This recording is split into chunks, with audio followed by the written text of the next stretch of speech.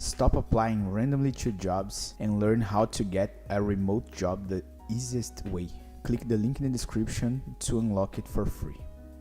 Now you already know what are the exceptions and the most common ones. Let's now simulate some exceptions and use some keywords that Python provides us to handle these exceptions and to present some more friendly messages, or even to do new operations based on the exceptions that may happen. All right, so type a fruit to get the price. We are going to put this input here in order to the user to type the name of the fruit that the user wants to know the price. We are obviously assigning to a variable called fruit, and instead of printing the fruit and getting the hard-coded key, we are going to change this to the variable fruit. All right, let's run and see what happens. If I type apple, it's going to return the price. Okay, but if I type grape, we know that it is going to raise an exception, right? The exception key error, because there is no grape in my dictionary. We already know that when we try to get a value using a key that doesn't exist, Python returns the key error. So as I know that this can happen, I see this line as a risky line of code, as a dangerous line of code.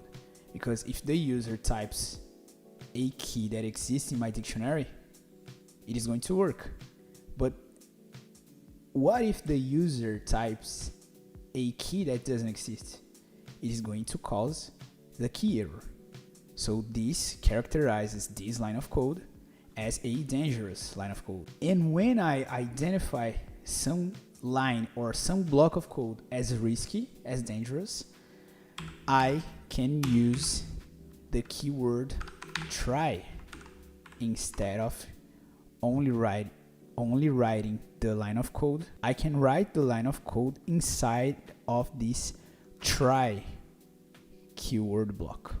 So now, instead of running this line of code, Python is going to try to run this line of code. If some error happens, we can use the keyword except to print a more friendly message. For example, like an error has occurred.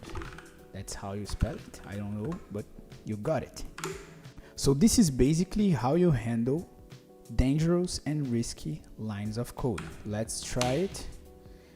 If I type grape, instead of having that raw error of Python, I can tell my user that an error has occurred. All right, but this is too generic. Do you agree with me that this way of handling errors is too generic? Because we already know what is the specific exception that this may return. We know that it's the key error exception. So instead of only writing the except keyword, we are going to write except key error, and we are going to put a more specific message here, like fruit unavailable.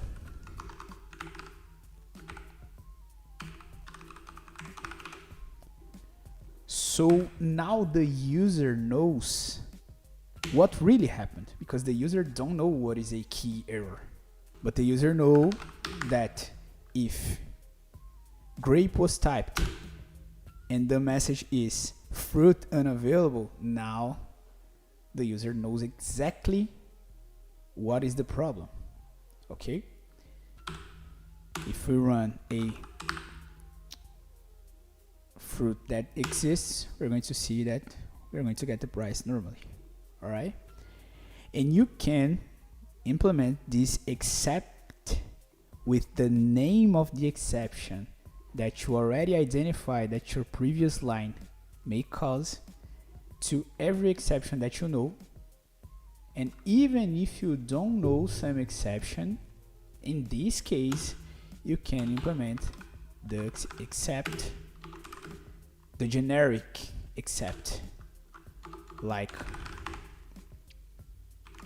some problem has occurred. All right, so this way you can add more than one except block.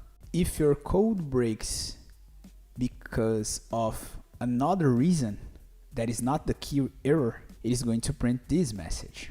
Okay, let's simulate another situation here.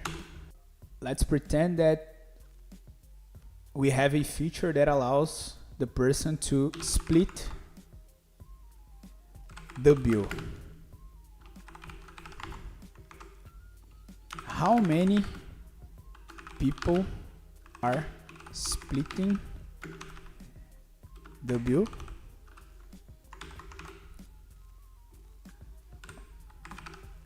Let's parse because this is a number, and let's put here the price.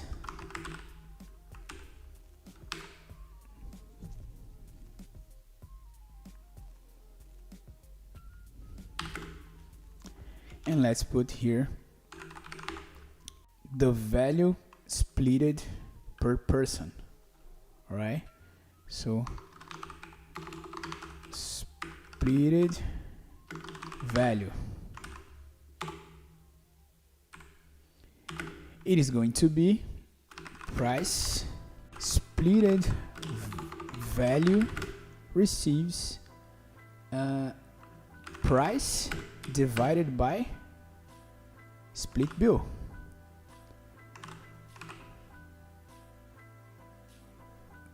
So here we are going to print the splitted value.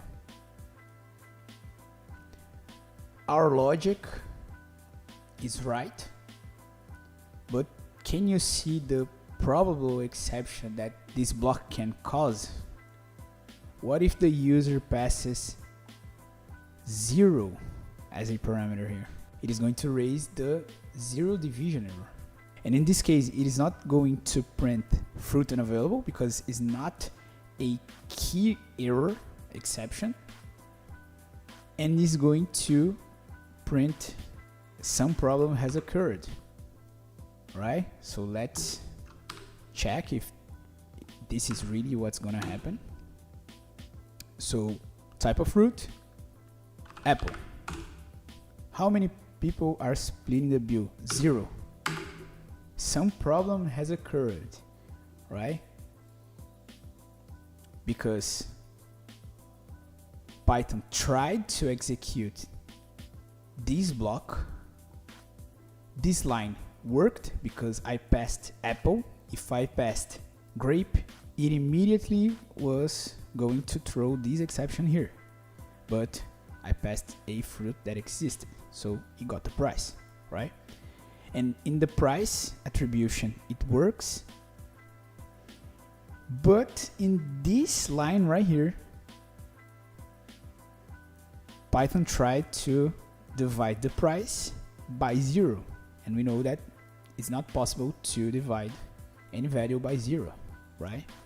So we could add the except 0 division error and print the specific error here, like you cannot divide by 0.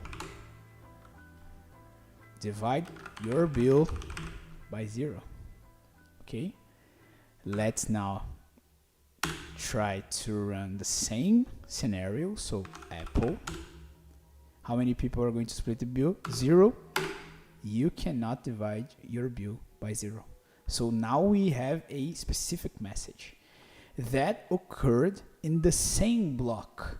You know, inside of this try block here, anything that goes wrong is going to throw an exception.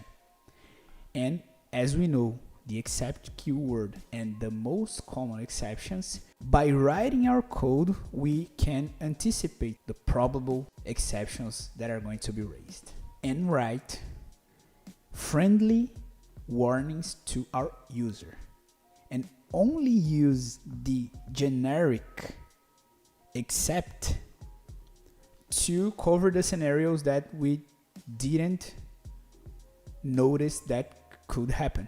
So that's how you use the try and the except keywords to handle your exceptions.